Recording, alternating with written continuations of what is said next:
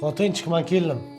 İşten lekin yomon charchab keldim. Tushunmadim, uncha kechga qolib kelyapsiz. Birontani topib oldingizmi deyman. Xotinchik, ovqatsiz qornim yomon och qoldi. Ertaroq kelish kerak edi, ovqat qolmadi. Atilab qaradim men, joyiz taxliysizmi deb bilmayman men sizni o'bortsangizmanmi? Xotinchik, bugun ishdan baroqroq keldim.